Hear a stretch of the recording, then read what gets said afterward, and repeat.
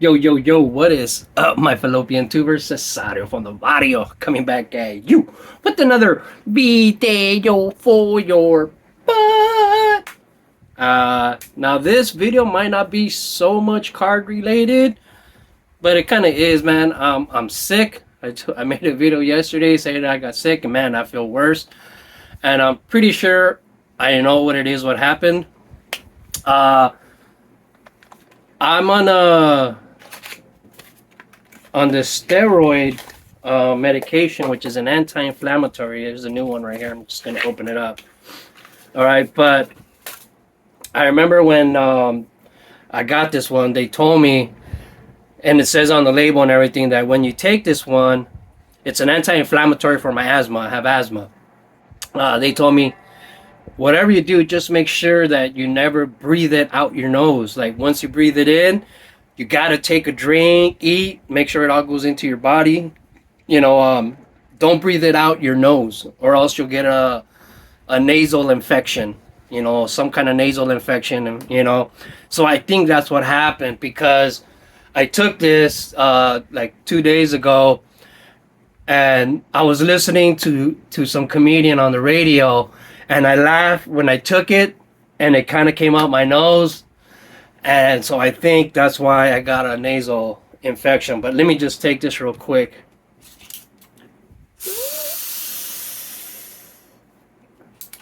Now it says, after you take it, you gotta wash it out your mouth.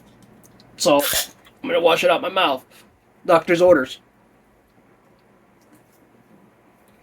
And you're supposed to hold it in as long as you can, which was what I was doing.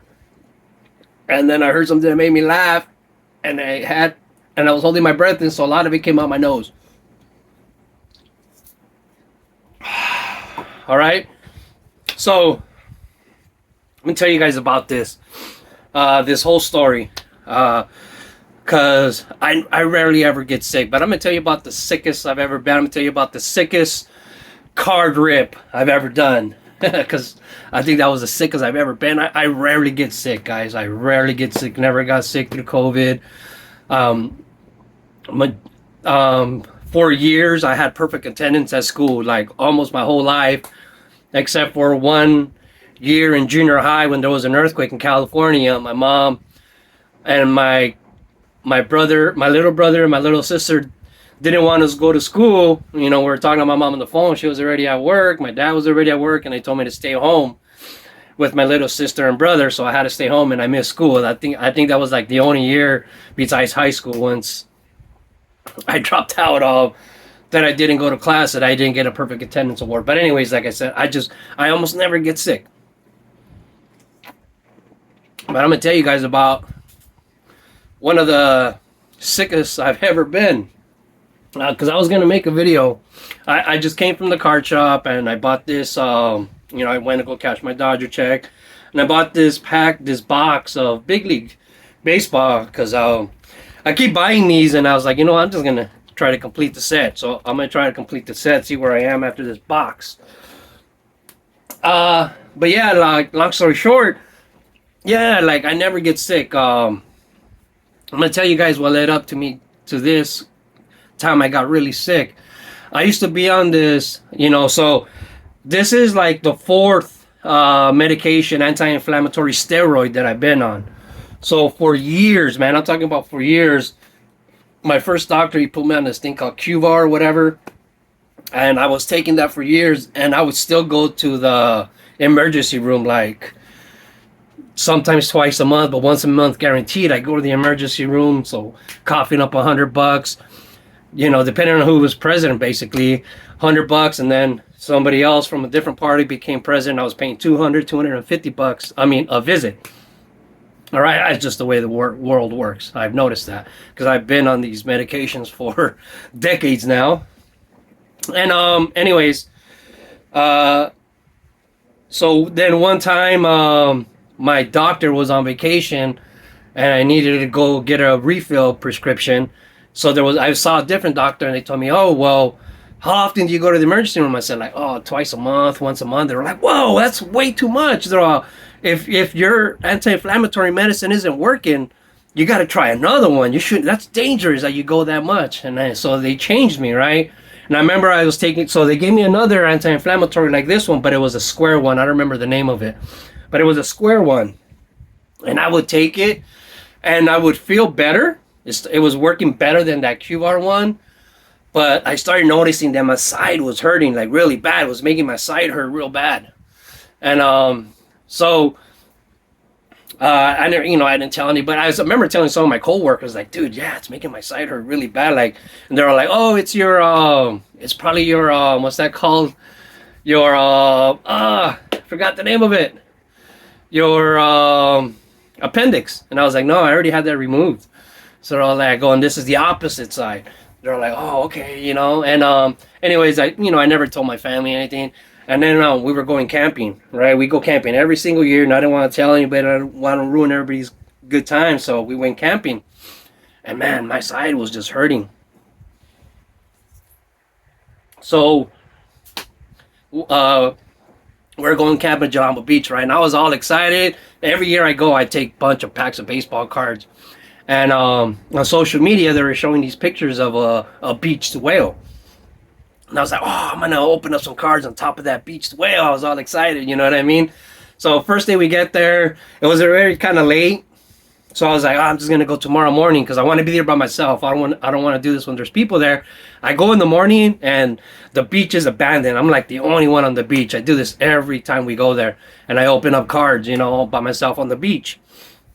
So, in the middle of the night, so that first night, man, we drank like crazy, and my daughter's already like 24, so we were drinking, and they like hard liquor. There was a lot of us there. It wasn't just my immediate family. It was my sister-in-law, brother-in-laws, friends of theirs and stuff. So it was a lot of people there, man, and started drinking a lot of hard liquor with them, which I almost never do. But anyways, in the middle of the night, I woke up. And I heard a big old gurgle inside my body, like, whoop, like, whoop. And I was like, oh shit. And I just thought it was like diarrhea. Oh man. And I went to the bathroom, man.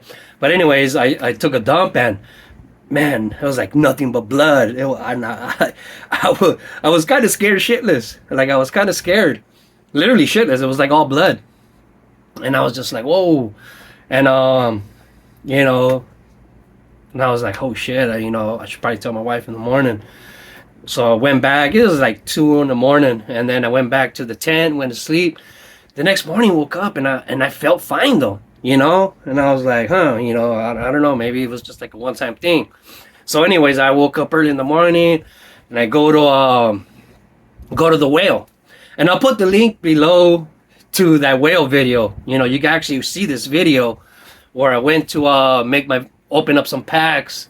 I was thinking on top of the dead whale. I go, I'm gonna get on top of the dead whale and open up these packs. But when I got there, the whale, oh man, it had already been dead for weeks, and so it was already like decomposing, man, and it stunk real bad. So when I was gonna open up the packs and I was walking around the whale, the smell was so bad, it was just like making me like dry heave, and I threw up a little bit of blood, because of the whale smell. And so you could see it in the video. You could actually like literally see, man, I was throwing up blood. And anyways, I was like, oh man, it smells too bad. I just can't do this video next to the whale. And then one went away, and then I opened up my card somewhere else. But I went farther than the whale. When I came back, oh my God, I walked past the whale again, and it stunk. And it made me throw up again. Man, and I threw up like nothing but blood. Like, I just threw up all kinds of blood, man, and I got scared. I was like, holy shit, am I dying? Like, I need to go to the hospital, I'm thinking, right? But this was like the second day. We're going to be there for like 8 days. I don't want to ruin everybody's good time, so I just kind of kept it to myself. Went back to camp, and they were making breakfast, and man, I could hardly eat. I couldn't eat, And I just told her, I'm feeling a little sick. I can't eat. Man, and I was like sick like a dog for like 2 days. For like 2 days, I just didn't tell anybody what was wrong. I didn't drink for 2 days, which is crazy because that's like all we do when we go for a week. We just drink every day, Forget about work, forget about home, just live in the moment. But I didn't drink for like 2 days. But after like 2 days, I started feeling better. You know what I mean? And I remember I was just like, my daughter like says she was gonna go to the restroom. So this was like still during the COVID time, right? So they have like these restrooms that are cement, brick and mortar, but because of COVID, they so say like the restroom has 3 stalls, they only allowed 1 stall open because only one person could be inside the restroom, at a time. So they had these porta potties on the outside so people could go separate bathrooms.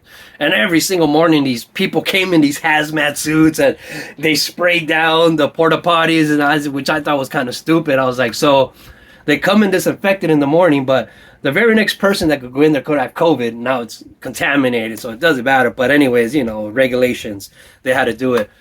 So, I'm there on my phone playing my fish thumb game, and I see my daughter walking to the porta potty, right? So I see her walking to the porta potty, and then I just look down, I play my game, and, like 5 minutes had passed. I was like, man, is she still in there? So I get up, and like I said, this is already a couple days after, and I'm feeling better. So I go up to the porta potty, and, and I'm all like, what's wrong? You got poo-poo? Does it hurt to poo-poo? You can't poo-poo? Is it hard to poo-poo? Oh, you going poo-poo? Ay, pee-pee? Poo-poo, pee-pee? Like, oh, come on, push out the poo-poo. And I'm just walking around the porta potty, and I'm like tapping it with my fingers, like, come on, poo-poo, pee-pee. You going poo-poo, pee-pee? Oh, poo-poo, pee-pee, how cute, poo-poo, going poo-poo. And not a sound is coming out of there. You know what I mean? I was like, she's too embarrassed to say something, whatever. And then I go back to because my campsite is like literally right in front of the porta potties. I can see directly into the porta potties there across the street. And I go back and I'm sitting down, and then I see my daughter. She comes out of the regular restroom, the brick and mortar restroom. And I'm like, holy crap, that's not her, the porta potty. Who's in the porta? Somebody was in there because the door was locked, somebody was in there. And I said, hey, I thought you went into the porta potty. And she said, well, I was going in there, but somebody was in there. And then I went to the regular one. There was nobody in there. So I went in there. I was like, oh, shoot, I didn't see you. And I told her, I was like, I went to the porta potty. And I was going tapping, and I'm saying, are you going poo poo pee pee? And she was like, what? Are you serious? I'm like, yeah. And a couple minutes later, like I see this lady come out all scared, and she opens the door slowly and she looks around. You know what I mean? I'm like, oh man, she probably thought she was being harassed, or I don't know what happened, but she came out of the restroom all scared. She was looking around. I was like, oh man. I go, that lady was in there, and I was going poop poop beep beep going poop. But anyways, yeah, that was the sickest card opening I've ever done. Not because I pulled out some sick fire, just because that was the sickest I've ever been in my life. Literally, like this nasal infection is like nothing compared to how like those 2 days, man. I couldn't eat. I didn't eat literally for 2 days. I didn't drink or smoke for 2 days. I was like literally just slept in my tent, and it was hot in there, and I didn't have the energy to get up or do anything else. Yeah, but I think that was the sickest I've ever been. And now I have this nasal infection. I don't feel sick. I just feel so swollen inside, like it just clogged up in membranes. So I did go buy some NyQuil and Mucinex, so we'll see how that happens tonight. Hopefully that goes away, and I'm good to go tomorrow. All right.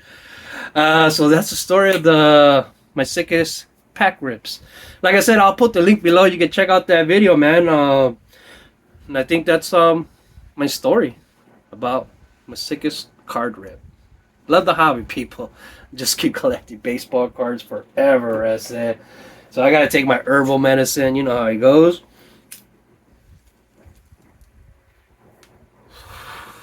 Ciao. Oh wait, I forgot like another part of the story. All right, because I had to take a shit in a box. All right, so like a year later after that, whatever, like I went to the doctor, and I did tell the doctor about it, And she said, "Oh man," she's like, "you shouldn't be taking that medication." And she's like, and then she gave me this one. You know, she changed my prescription, and she said, "Yeah, man, sometimes doctors are like sponsored by certain products, and they won't let you get off them because they make money off of every prescription." She's but you shouldn't be on the prescription. She's like, "What you're telling me is horrible." So she suggested that I take a test for my prostate or like whatever it is. And so basically I had to take a shit in the box, right? So she filled me out for this program, and in the mail I got this box that I had to take a shit in. All right, I had to shit in this box. So I took a shit in this box, and then I had to mail it back in. So it came in in a box that was prepaid to send in, but I had to shit in a box, and then I also had to take a little stick with the little spoon, and I had to smear the spoon in the shit. Oh man, I was gagging so bad. Oh man, I was gagging so bad. It was horrible, man. I'm getting I'm gagging just thinking about it. And then I had to stick that spoon in a container that had this like solvent, like that's like was like what do you call it, preservative. So then I had to go to UPS because it was a UPS. I had to go to UPS office with this box with my shit in it, and a separate